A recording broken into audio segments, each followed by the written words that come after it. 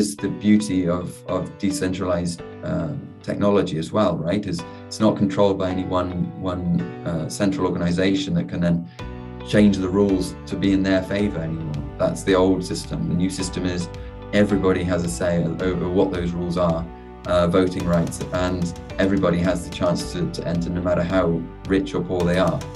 So an advice for new companies is stay relevant, always question whether what you're offering is still relevant, and never be afraid to change and pivot. You always have to kind of check in with yourself and ask yourself those difficult questions. Am I still relevant? Am I still actually providing value to the economy, to the world? And if the answer is no, then don't be afraid to make that change. Change is the hardest and scariest thing, but on the other side is opportunity. We're all aware of how rapidly the digital landscape is changing, from companies like Nike, Gucci, who've already made their mark in the metaverse, to banks like JPMorgan and Chase, and to automobile companies like Toyota and Nissan, who are placing big bets on this space. We are still in the beginning phase, but with the rapid growth of technology, which is accompanying the rapid growth of this space, we all need to keep an eye on this. To throw some light on this evolving digital landscape, we have our guest speaker for this podcast, Mr. James Pardoe. James started his first business at the age of 8 and has been building, marketing, and growing businesses ever since. He is the co founder of Grow and holds a unique combination of skills spanning business, psychology, design, development, and data science. His approach encompasses all these disciplines to build an ecosystem that plugs into businesses and builds sustainable long term growth. James is also a father of three and a consultant for Google. I'm sure the podcast is going to add lots of information and insights to your bucket, and stay till the end so that you can find some gem of information there. Hi, this is Vanshika Chanderia with my co-host Rishit Shah.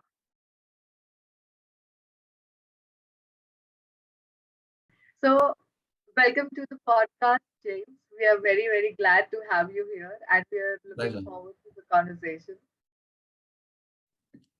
Me too. Yes.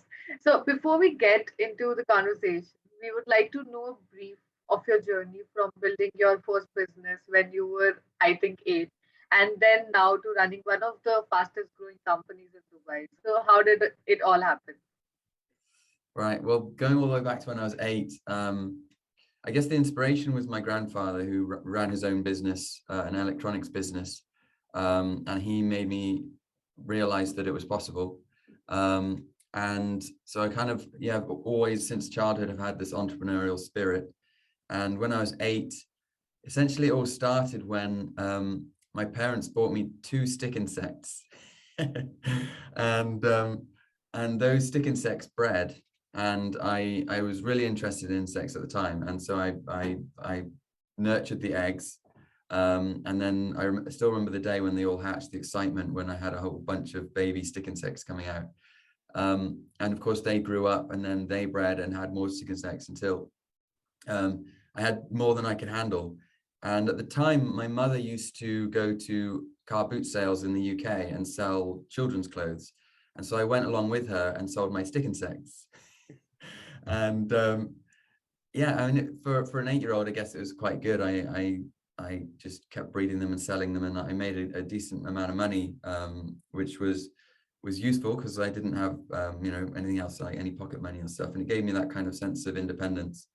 And then that kind of carried on. Instead of being obsessed with insects, I started becoming obsessed with coding and design, and taught myself how to program. And so fast forward a few years, and when I was in school, I missed a lot of school due to ill health. And so I was at home playing games and learning how to code, and just geeking out on the computer. And I was reading one article one time where someone was reviewing some computer speakers, and he happened to mention that he'd been given them for free in order to review them. And this was kind of teenage years now. So I got a small amount of money from my parents as pocket money, but not enough to buy what I wanted. And so I saw it as an opportunity to get the computer equipment that I wanted by just reviewing it and getting it for free. But in order to do that, I had to build my own website, a review site, and learn how to design it and code it, and went through several different iterations of that. And then obviously learned search engine optimization and affiliate marketing and all of that to basically promote the website and grow it. And in doing so, I also teamed up with a bunch of other computer fanatics who would also get the computer hardware for free in order to write. And so without realizing it, I kind of became a bit of a manager. And I had to persuade them all to do this for free, because I was a kid and didn't have a lot of money to fund it. And then what happened was I discovered Google, what was it called? Google AdSense.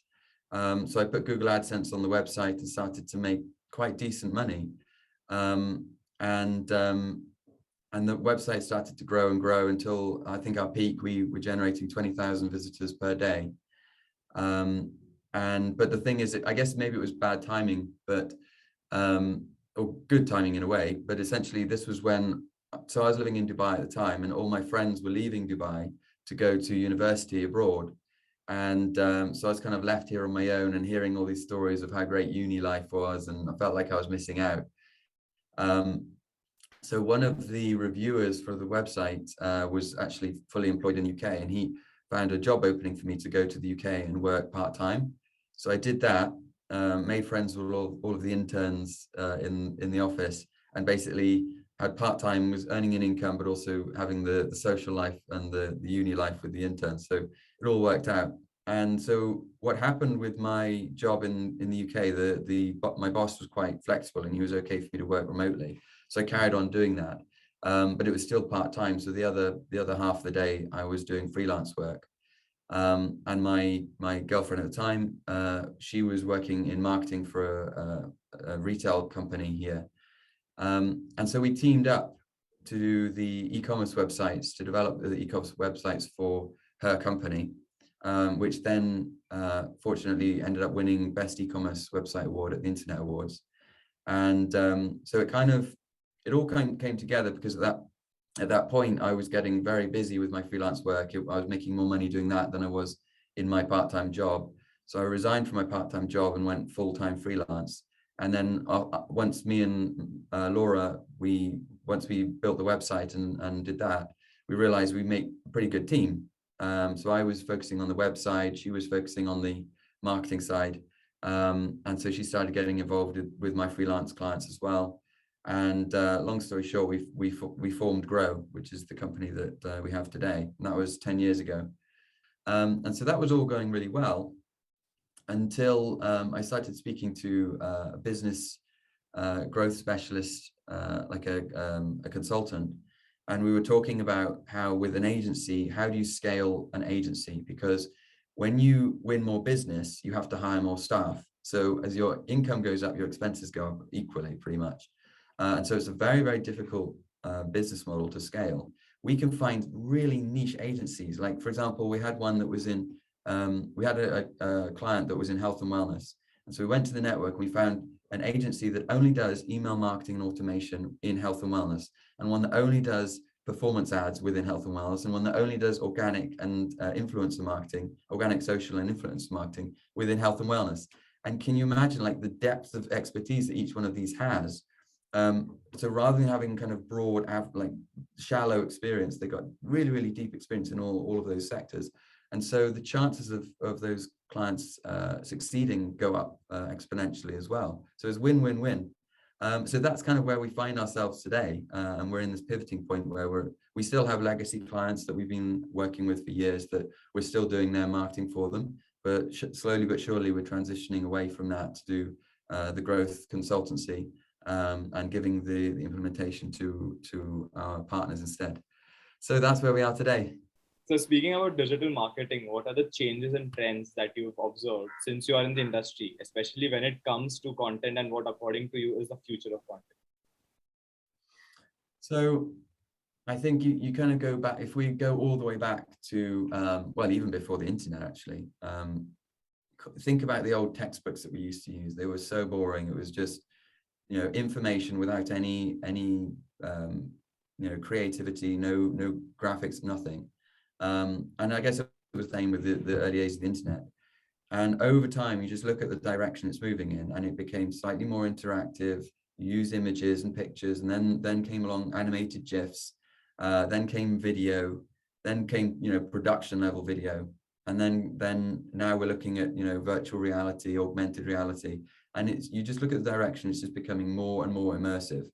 And even in the, you know, the layman's, you know, the way that your average company uses content has gone in that direction too, right? From just writing blog articles about the company to blog articles that might actually help the reader. So add, you know, value-based content, and then including infographics now, creating, you know, detailed ebooks, you know, professional grade videos, and now they're dabbling in the augmented reality and virtual reality. And then of course, Metaverse is coming. And the reason it's moving this direction is because when you look at the psychological way that human beings retain information, it is through emotion. And whenever you trigger an emotion, they keep that, they basically form a memory around that, whatever they're feeling and learning at the time. And so the more rich the content and immersive the content is and the experience becomes, the more people are actually going to retain information and want to learn and be more engaged. So it's naturally moving in that direction. I think what's holding it back is the pace of change with technology. I mean, if you look back as the kind of journey I explained, it was technology that was holding it back. The internet speed wasn't fast enough to have pictures in the beginning. And then it got just fast enough with, do you remember ADSL or IDSN? You could just get animated GIFs and a very basic video. And then as things started to improve, YouTube came along and you could get more, you know, better videos, and think about the bandwidth requirements now needed for virtual reality and gaming. So, you know, as the bandwidth expands, I think the degree of immersion will expand, and the limitation we have right now is processing power, right? I mean, if we're talking about virtual reality, it's the technology that gives us access to that's holding us back again. So in terms of, you have to wear these big clunky goggles that have weighted on your head, and then if you want really immersive experience, you need to be tethered to a really powerful computer that's generating the graphics. If you just have the phone, then you're limited by the graphics, and that will actually limit your sense of immersion as well. So gradually, you know, we need to get to that point where maybe you wear contact lenses and just small earbuds in your ear, and then you can just, you know, in an instant, you can be from reality into virtual reality, and interact in a more seamless way. It's that seamlessness that we're lacking at the moment. I mean, I'm sure like few generations after us, we'll be telling them stories that we used to wear the bulky headsets for you using VR and AR. Yeah. And yeah. It's like we look back at the old black and white TVs and think, wow, how did they manage to do that? Exactly, the same way. So now, as you're witnessing that the digital space is evolving and moving towards AR, VR, and MR, what are the industries which are picking up the pace faster than the others? I'd say that the marketing side is probably the slowest one. At least, let's say, so there's two types actually. So there's your traditional marketing approach with you know, augmented reality. I'd say that's kind of stagnated, or at least it's moving very, very slowly. And then you've got the more radical marketing techniques, which is like the Metaverse, where you have immersive, you have brands, you know, creating, you know, Nike creating its own area in the Metaverse. And I'd say that's moving really, really rapidly. The thing is though, you know, so the reason augmented reality is kind of stagnated is because it was, what's the word? Gimmicky, right? And that gimmicky has its place in marketing because it creates still a positive emotion. That's cool, that's new. But as soon as they've done it, it's boring. And so it doesn't have longevity. And so either people need to come up with more innovative and intuitive ways to use augmented reality, like for example, the classic one of you know, designing your home and using your phone to see what the furniture looks like. Things like that I can see you know, having longevity. But just in terms of, you know, scanning a QR code and seeing some 3D model, it gets old fast. So in terms of the pace, I think that it is in the Metaverse. However, I also think that the Metaverse is going through a gimmicky or overhyped stage. Because it's new, it's the latest buzzword. And so, all of the press are on top of it and loving it. But the reality is, again, the application of it. You still need all of that hardware that's clunky in order to interact with it, which means that it's not, especially I think that the future, the gaming virtual reality is already here, but there's only a small subset of the population that use that and do gaming in the first place. The mass adoption comes when it's professional, when we're, instead of using Zoom, we're in this virtual reality environment where we can see each other physically. That's where I think the future of the metaverse lies, in professional services and professional use. But that needs a lot more time.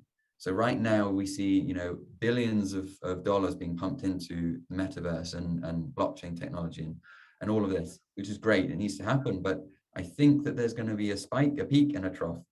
I think that we're going to go through that overhyped stage. Look at NFTs, for example. It's been through that. There was a massive craze, huge volumes being traded on the marketplaces, and then it just stops. It's gone quiet. And that's not to say it won't come back, but I just think that you need a use case before it can come back with any meaningful foundation.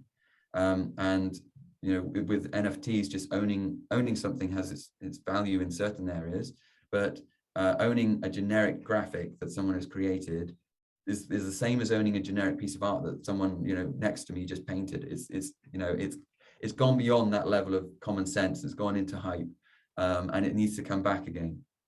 And then use cases get built up and fundamentals start to be built until the point where actually, okay, this actually does work and it does have meaning within my work experience, for example. And it could get to the point where I need to do it in order to actually be considered relevant. Like, imagine trying to do business now without Zoom. It would be very, very difficult. And it will probably get to the point where you need the metaverse in order to do it too. But I just don't think we're there yet. We need those foundations to be built first. Makes sense. And I think, the fact about NFT is exactly right. We all got into a phase where there's a lot of news, a lot of hype around NFT. So Exactly. definitely. And but relating to that, so like we had e-commerce as digital marketplace in Web 2. And now the companies are transforming into the new standard of customer experience. Like they want more immersive and more interactive content or the experience for their consumers. And it is now being called as, immersive commerce when it comes to Meta.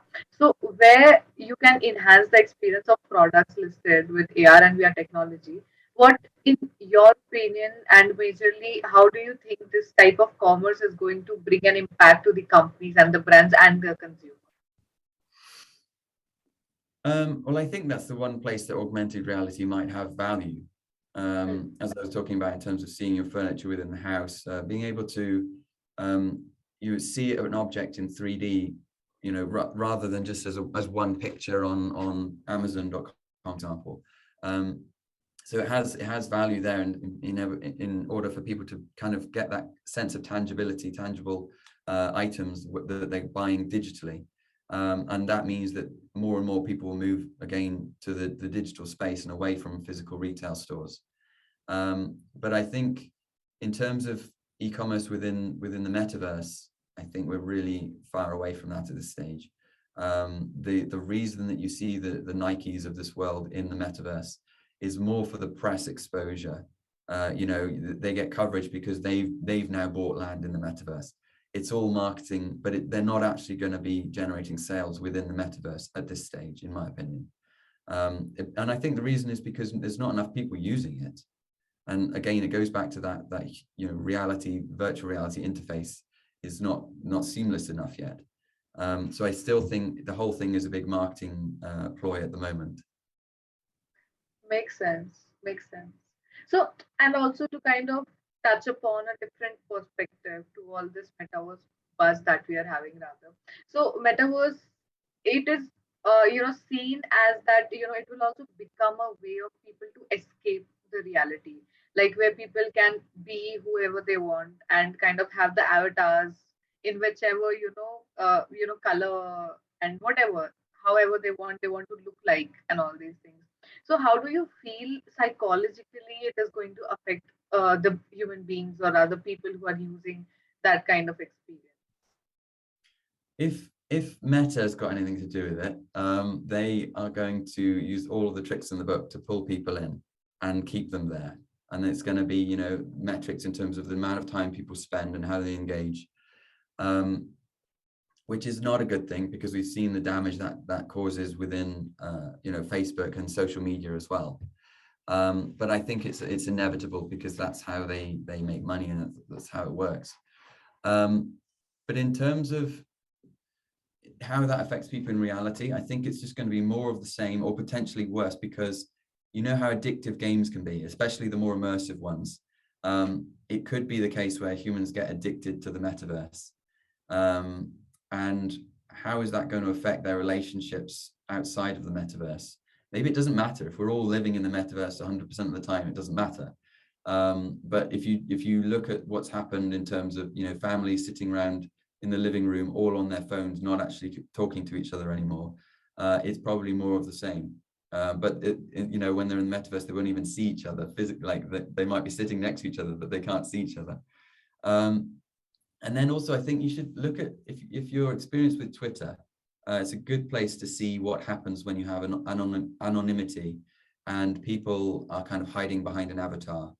And I don't want to say it's their true character that comes out, but there's not a nice character that comes out. There's a lot of abuse that happens in Twitter specifically, but also, you know, in other areas too.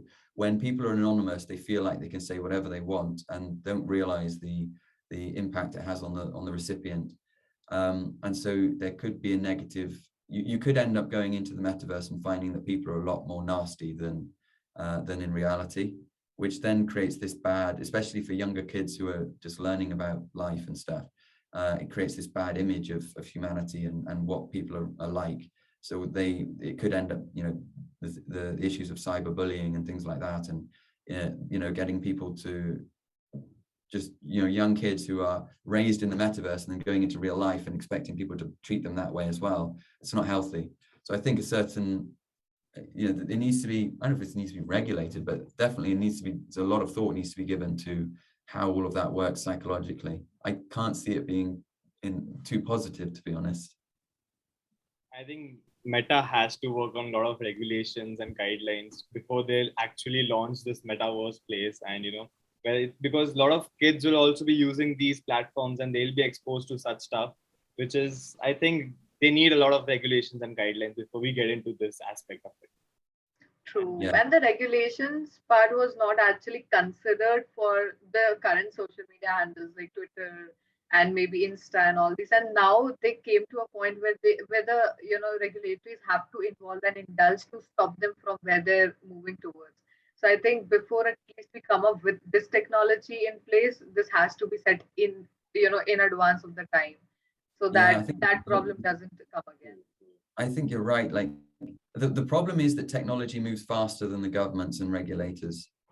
So they're always playing catch up. And my worry is that this technology will move faster than they can, you know, they'll just be putting in regulation for the old Web 2 social media, and then Web 3 will need a whole new set of regulations. What are some of the radical shifts that can be expected in the way people interact digitally with the emergence of concepts like Web 3.0, Metaverse, NFTs, and blockchain? So what is your opinion on these? I think the popular opinion is that blockchain and Web3 is decentralized, and so it gives freedom to the individual and control to the individual and away from the big corporations. The problem is it comes at a cost in terms of the speed at which things can operate at this point in time is very constrained. At the moment, the blockchain universe, shall we call it, is really in its infancy, and a lot of it is around making money, to be completely honest. Most people are interested in it because they want to make money on the latest coin or whatever. But there are players within that are doing great things. The thing is that a lot of those are also around making money. So with DeFi and you know, the future of finance and modern banking, it's all great. It all has value in the economy. But what the kind of the chasm that we need to cross is that connection between, you know, this one industry and potential all the other industries. I mean, you could say the same thing about the internet back in the day. You know, there were people, naysayers, that said it would never work, and it was going to die. It's just another fad. And no one could possibly have imagined the breadth of content and information in different industries that it was going to touch. And I think it's the same for Web3, and I think blockchain is going to be the foundation for it. With NFTs, I think it needs to evolve. It has a lot of value in terms of ownership, 100%, and I think that's the future. And even I don't know if it's tokenization or it could be done through NFTs as well, but ownership of businesses. So for example, imagine there was a DAO, decentralized autonomous organization, that owned a restaurant. And we were in the world where everybody uses digital currencies to pay for everything. You could have it so that there's a smart contract program so that depending on the percentage of that DAO that you own, all of the expenses, income, and profit would be automatically distributed according to the DAO, according to the smart contracts. And so if you had an ownership, you would automatically receive proceeds from that. The whole thing just becomes so much more elegant, and you could sell it overnight. You could buy more shares, instantly, or tokens or NFTs, whatever you want to call them. But yeah, the whole thing just becomes so much more efficient. And the same thing happens with home ownership. And whereas before you need money to make money, and you needed to be this mega titan of industry to be able to acquire new businesses or to buy property, you need to be relatively wealthy. And it changes that, so that the microfinancing becomes a thing. So even the poorest people could get on the ladder. Essentially, that's the main thing, with just a micro fraction of an ownership. But it's the beginning, right?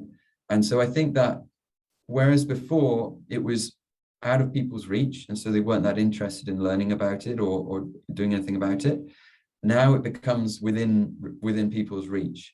And so I think financial education, financial literacy is going to increase, even for the poorest people, because suddenly, I mean, the same thing happened with me a few years ago when I started investing in stocks. And when you've got your money in the game, you've got your skin in the game, suddenly it's a big motivator to learn more about it, right? And I've gone on this massive journey of, about 2 years ago, I took the leap and I moved from all of the money I had in stocks went in 100% into crypto. And so I've gone down the crypto rabbit hole too. But it's been an amazing learning experience to see how money works, what money is, in fact. And I think the same journey is going to happen for millions or even billions of other people when they have that ability to invest even just a small amount of money. But for them, it's a lot. That's going to pull them in and give them an amazing education in finance. And so whereas it used to be as I said, the titans and the hedge funds and the professional traders that made all the money, that's changing now. And that's going, the power is going back to the people. The wealth generation is, hopefully equality is going to start to come back over. I mean, this is a long period of time. It's not going to happen overnight. But that is the beauty of decentralized technology as well, right? It's not controlled by any one central organization that can then change the rules to be in their favor anymore. That's the old system. The new system is everybody has a say over what those rules are, voting rights, and everybody has the chance to enter, no matter how rich or poor they are. So I see it as a really positive thing. It's, again, as I was saying before, it's the technology that's holding us back, but that's coming forward, and there's a lot of money being invested in it. So I'm really excited to see what it brings. I think anything beyond that is just speculation at this point. It's like, trying to figure out what the internet was going to bring, back in the 90s. It's just going to be an exciting thing just to watch. That's true. I think the entire conversation has been full of insights, because we've trailed down through, I think, we were talking about AR, VR and how it is stagnated. And now the whole blockchain thing, which I think, I remember when I was in my starting years of college, it was like a fad. Like people were like, blockchain is like something that's going to die out in a year or two. But then it's been 6 years and we're still here, right? So yeah. If only we'd all taken it seriously back then and put some money in that way. That's true. I mean, that could have been a speculation as well back then. 100%, yeah. I mean, the risk was way higher back then because nobody knew what was coming. It's a very risky game because it's that they're all fledgling technologies. It's like being a venture capitalist and investing in startups, and it's a numbers game. You've got to kind of spread your bets, because even look at the last cycle in crypto. 90% of the coins and tokens and projects that were around are gone now, are worth zero. Yeah. And that's going to happen again. So it is that, I guess that's why it's become quite an education for me, is because you need to stay on the pulse if you're doing it, and to see which projects are actually likely to succeed and doing well compared to the others. But it is also akin to a horse race, where you just got to study the horses and see which one's winning and move your bets around, and it is the Wild West still. That's true. That's true. Nice. So, I think with this, we've come to the most exciting part of the podcast, which is the rapid fire round. Okay, so, so I'll start with my first question. So, what would be that one book which have impacted you in a big way? Well, okay, then. So, I mean, I read it in the early days of forming Grow, and realized that getting other people to work for you and benefiting from the leverage of human time is really, really important. I see so many business owners trapped in their business because it's dependent on them, because they can't delegate. And so I've always viewed a business as a vehicle to improve my lifestyle, and a means to an end, rather than the be all and end all. And so everything I do is to improve my lifestyle. And if I was working 24/7 in business because I didn't delegate, it wouldn't solve that purpose. And so 4-hour work week was really instrumental for me. That's nice. So the second question is that if given a chance, which superpower do you want to have for one day? Time travel. I would go back to see the dinosaurs in real life. I'd go back to the 1800s and see the Industrial Revolution. And then I'd go forward. I want to know what happens. What does the world look like 100 years from now, and then 1,000 years from now? Can you imagine? That'd be amazing. Wow. Definitely. Sounds great. I think I would also want that now, after getting that answer from you. Okay. And the last question is, so out of work, what is the one thing that you can never get bored of? Family. I've got 3 young kids, and they're my life. Yeah. Wow. That's beautiful. That's a beautiful answer. Nice. Okay, so, and I mean, to sum up this whole podcast, there's one last question that I would like to ask. So, what are the key things that you would suggest to the new companies or the startups who are coming up right now, and for them to be ready for this changing digital space? Change is the only constant, right? I think that you look at all of the businesses that have died, and the one thing they have in common is that they didn't adapt to change, right? They became dinosaurs, they didn't evolve. And the pace of change is only accelerating. What people don't realize is that when they project the future, they look at the past, they look back at the last 10 years, and they put it forward in terms of the pace of development. That's linear change, that's linear growth. That's not what we're living in. We're living in a technological age of exponential growth. And human brains find that really hard to fathom. But it means that let's say things within the last 10 years, it will double in the next 5 years. And then, the pace of change for the last 10 years will happen in the next 5 years. And then it'll happen in the next 2.5 years. And then it'll happen in the next 1.25 years. And it just gets faster and faster and faster.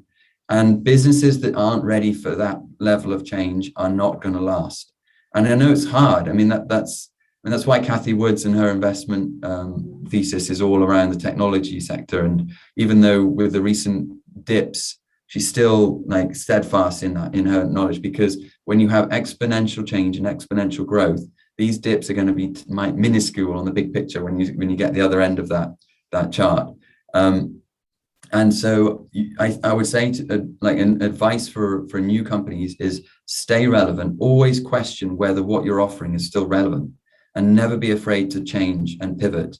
And I mean, Grow is exactly the same. We started out as a full service marketing agency, and we've recently become completely consultative and pivoted, even though we're 10 years old. And, it's never too late. You always have to kind of check in with yourself and ask yourself those difficult questions. Am I still relevant? Am I still actually providing value to the economy and to the world? And if the answer is no, then don't be afraid to make that change. Change is the hardest and scariest thing, but on the other side is opportunity. True, very true. I mean, That is amazing. That was. They hold on to one idea, they think that it's my baby. I cannot, change. They cannot think of changing because they're so emotionally attached to that one particular product, idea. It's very difficult for them to change. And I think change is the only constant. That's what completely. Yeah. Nice. Thank you, James. Thank you for, all the insights, all the key takeaways. I'm pretty sure the people who are going to kind of, attend and listen to this one, they're going to go off with a lot of, I think, bunch of insights and, key takeaways at hand. So thank you so much for all that. And we're so glad that we were able to have you. No, it's my pleasure. Thank you for having me. Thank you so much for staying with us till the end. I'm pretty sure all of you must have enjoyed and taken a lot of key information from this podcast. This is one of the podcasts where we intended to focus specifically on the digital side of this metaverse, AR, VR, and how they are changing, adding some insights and value also to the not so positive aspects, we can say, of the metaverse space when it comes to security of people who are entering the metaverse. So with all this and with a lot more, I'm happy to end this podcast. And if your company or you need any help when it comes to AR, VR, or immersive and interactive content creation, please feel free to reach out to us. Thank you.